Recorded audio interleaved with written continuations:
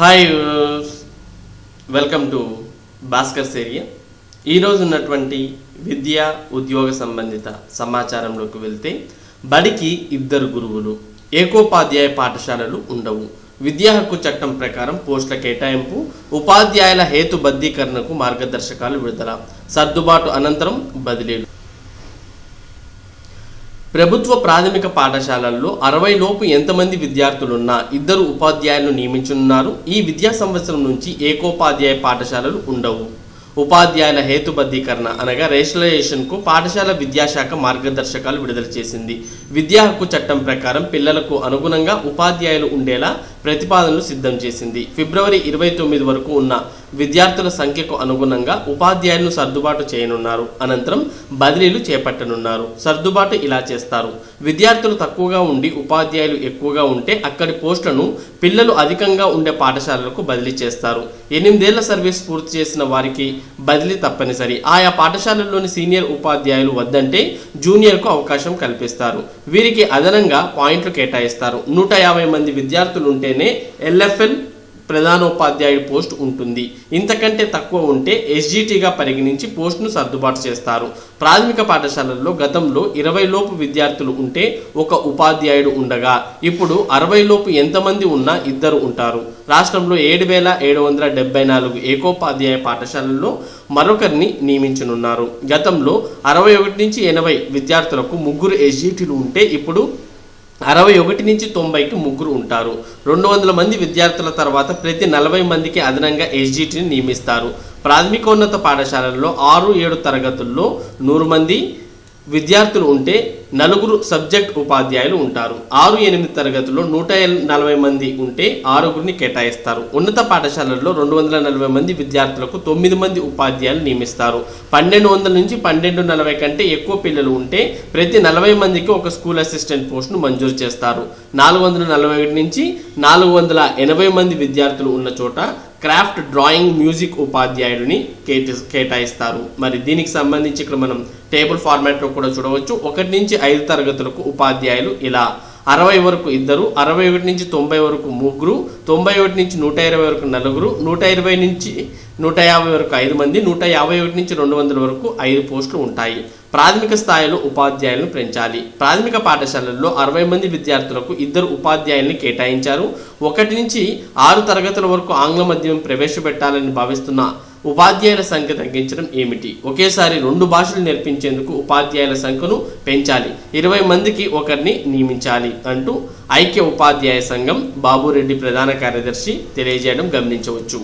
ఇక ప్రాథమిక పాఠశాలల్లో తరగతికి 1 ఉపాధ్యాయుడు ఉండాలి. UTF AP primary teachers association రాష్ట్రంలో ప్రాథమిక పాఠశాలల్లో 1:30 చొప్పున 60 మందికి 2 టీచర్లను మాత్రమే కేటాయించాలని ప్రతిపాదనలు పెడుతున్నారని, ఒకవైపు 1 నుంచి 6వ తరగతి వరకు ఆంగ్ల మాధ్యమ బోధన ప్రవేశపెట్టాలని ప్రభుత్వం ప్రయత్నిస్తూ, మరోవైపు టీచర్ల సంఖ్యను తగ్గించడం వల్ల బోధన కుంటుపడుతుందని ఆంధ్రప్రదేశ్ ఐక్య ఉపాధ్యాయ ఫెడరేషన్ రాష్ట్ర అధ్యక్ష ప్రధాన కార్యదర్శులు Sheikh Babji P Babureddy, AP primary teachers association రాష్ట్ర అధ్యక్ష ప్రధాన కార్యదర్శులు ఏజీఎన్ గణపతిరావు, కె ప్రకాశ్రావు అన్నారు.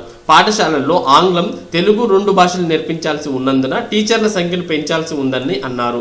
ప్రాథమిక పాఠశాలల్లో 1:20 నిష్పత్తిలో ఉపాధ్యాయులు నియమించాలని యూటీఎఫ్, ఆప్టా డిమాండ్ చేస్తున్నాయి. అలాగే గ్రామానికి 1 ప్రాథమిక పాఠశాల ఉండాలని, అందులో 5 ఉపాధ్యాయులు ఉండేలా చూడాలని సూచించారు. గతంలో 80 మంది విద్యార్థులున్న పాఠశాలను మోడల్ ప్రాథమిక పాఠశాలలుగా ప్రకటించి 5 ఉపాధ్యాయులను ఇచ్చారని, ఇప్పుడు చేస్తున్న ప్రతిపాదనలో 120 మంది విద్యార్థులుంటేనే 5గురిని కేటాయిస్తామని సూచిస్తున్నారని తెలిపారు. గతంలో 80 రోజులు దాటితే ఉన్న ప్రధానోపాధ్యాయ పోస్టును ఇప్పుడు 150కు పెంచాలని చూస్తున్నారని, అందువల్ల బోధనలో ఆటంకాలు ఏర్పడతాయని అభిప్రాయం వ్యక్తం చేశారు. గతేడాది ప్రభుత్వ పాఠశాలల్లో 140,000 మందికి పైగా విద్యార్థులు ఉన్నారని, ప్రభుత్వం కూడా అమ్మఒడి, నాడు నేడు, విద్యా కానుక, విద్యా దీవెన వంటి పథకాలను ప్రవేశపెడుతోందని, ఈ సందర్భంలో మానవ వనరులు పెంచితే విద్యాభివృద్ధికి దోహదపడుతుందని విజ్ఞప్తి చేశారు. ప్రాథమిక పాఠశాలల్లో 1:20, ప్రాథమికోన్నత పాఠశాలల్లో 1:25, ఉన్నత పాఠశాలల్లో 1:30 చొప్పున ఉపాధ్యాయ పోస్టు సర్దుబాటు చేయాలని యూటీఎఫ్, ఆప్టా విజ్ఞప్తి చేస్తున్నాయని తెలిపారు. భారీగా టీచర్ పోస్టులు రద్దు. ఇంగ్లీష్ మీడియం పెడతామంటూనే టీచర్ల తగ్గింపు. ప్రైమరీ స్కూల్లో రోల్ 150 దాటితేనే హెడ్ మాస్టర్ పోస్టు. విద్యార్థులు ఎందరున్నారన్నా కనీసం 2 టీచర్లే. ఇవి పాఠశాలల్లో రేషనలైజేషన్ ప్రతిపాదనలు. రాష్ట్రంలో ఒక్క పాఠశాల కూడా మూతపడదు అంటున్న ప్రభుత్వం రేషనలైజేషన్ పేరిట భారీగా టీచర్ పోస్టును రద్దు చేసేందుకు సన్నద్ధమవుతోంది. ఒకవైపు 1 నుంచి 6వ తరగతి వరకు ఇంగ్లీష్ మీడియం ప్రవేశపెట్టేందుకు ప్రయత్నాలు చేస్తూనే మరోవైపు టీచర్ల సంఖ్యను తగ్గించేందుకు స్కెచ్ గీసింది. ఇంగ్లీష్తో పాటు తప్పనిసరిగా మాతృభాష నేర్పుతామని ప్రకటించిన ప్రభుత్వం ఇప్పుడు ఆ విషయాన్ని విస్మరించినట్లు కనిపిస్తోంది. 1వ తరగతి నుంచి ఆంగ్లం, తెలుగు భాషలు 2 ఒకేసారి నేర్పించడం కోసం టీచర్ల సంఖ్యను పెంచాల్సి ఉండగా తగ్గించేలా ప్రతిపాదనలు తయారు చేయడం గమనార్హం. తాజా రేషనలైజేషన్ ప్రతిపాదనల వల్ల ప్రభుత్వ రంగ స్కూళ్లు తీవ్రంగా నష్టపోయే ప్రమాదం ఉందన్న అభిప్రాయాలు వ్యక్తమవుతున్నాయి. టీచర్ రేషనలైజేషన్ ప్రతిపాదనలు ఈ విధంగా ఉన్నాయి. ఇకపై ఒక్క ప్రాథమిక పాఠశాలలోనూ సింగిల్ టీచర్ ఉండరు. విద్యార్థుల సంఖ్య ఎంత ఉన్నా కనీసం 2 టీచర్లు ఉంటారు. రాష్ట్రంలో ఒక్క టీచర్ కూడా లేని 1963 పాఠశాలలు, ఒకే టీచర్ ఉన్న 9410 పాఠశాలలు ఉన్నాయి. ప్రస్తుత ప్రతిపాదనల ప్రకారం ఆయా స్కూళ్ళన్నింటిలోనూ 2 టీచర్లను నియమించాల్సి ఉంటుంది. ప్రాథమిక స్కూల్లో 1:30 నిష్పత్తిలో 60 మంది విద్యార్థుల వరకు 2 టీచర్లు మాత్రమే కేటాయిస్తామన్నది ఒక ప్రతిపాదన. కానీ 1:20 నిష్పత్తిలో ఉపాధ్యాయులు నియమించాల్సిన అవసరం ఉంది. గ్రామానికి ఒక పెద్ద పాఠశాల ఉండాలని, అందులో 5 టీచర్లు ఉండాలన్న ఉద్దేశంతో గతంలో 80 మంది రోల్ ఉన్న పాఠశాలలను మోడల్ ప్రాథమిక పాఠశాలలుగా ప్రకటించి 5 టీచర్లను ఇచ్చారు. కానీ ప్రస్తుత ప్రతిపాదనలో 120 మంది విద్యార్థులు ఉంటేనే 5 టీచర్లను కేటాయిస్తామని అన్నారు. అంటే ప్రస్తుతం 5 టీచర్లు ఉన్న పాఠశాల నుంచి కూడా పోస్టులను తగ్గిస్తారన్నమాట. 80 మందికి పైగా ఉన్న ప్రాథమిక స్కూళ్లలో ప్రస్తుతం 5 పోస్టులు ఉండగా తాజా ప్రతిపాదనల ప్రకారం 3 పోస్టులే ఉంటాయి. ప్రస్తుతం 130 రోల్ దాటితే ప్రాథమిక స్కూల్లో హెడ్ మాస్టర్ పోస్టు ఉంది. ఇకపై 150 కంటే ఎక్కువ ఉంటేనే పోస్టు మంజూరు చేస్తారు. ఉన్నత పాఠశాలల్లో జీవో నంబర్ 29 ప్రకారం మీడియం వారీగా పోస్టులు మంజూరు చేయగా తాజా ప్రతిపాదనలో మొత్తం విద్యార్థులను ఒకే మీడియంగా పరిగణనలోకి తీసుకుని పోస్టులు మంజూరు చేస్తారట. ఆంగ్ల మాధ్యమంలో 500 విద్యార్థులు దాటిన చోట 2వ హెచ్ఎం పోస్టు ఉండగా ఇప్పుడు ఒకే హెచ్ఎం పోస్టును ప్రతిపాదించారు. సక్సెస్ స్కూళ్లలో ఇంగ్లీష్ మీడియం, కొన్ని ప్రాంతాల్లో మైనర్ మీడియంలో విద్యార్థులు ఉన్నారు. గతంలో ఇంగ్లీష్తో పాటు మైనారిటీ మీడియానికి ప్రత్యేకంగా టీచర్లను కేటాయించారు. ప్రస్తుత ప్రతిపాదనలో అవి కూడా తొలగించారు. ప్రభుత్వ స్కూళ్లలో గత ఏడాది 1.4 లక్షలకు పైగా ఎన్రోల్మెంట్ పెరిగింది. మరోవైపు సీఎం ప్రత్యేకంగా అమ్మఒడి, నాడు నేడు, విద్యా దీవెన వంటి పథకాలను ప్రవేశపెట్టారు. కానీ ఇప్పుడు రేషనలైజేషన్తో ఇప్పటిదాకా ఉన్న పోస్టును తొలగించాలని ప్రతిపాదించారు. 10 మంది పిల్లలనైనా చేర్పించాలి. ప్రభుత్వ ఉపాధ్యాయులకు బడిబాట లక్ష్యం. ప్రభుత్వ పాఠశాలల్లో విద్యార్థుల ప్రవేశాలకు బడిబాట కార్యక్రమాన్ని ప్రారంభించాలని పాఠశాల విద్యాశాఖ ఆదేశించింది. ప్రవేశాలకు సంబంధించి లక్ష్యాలను నిర్దేశించింది.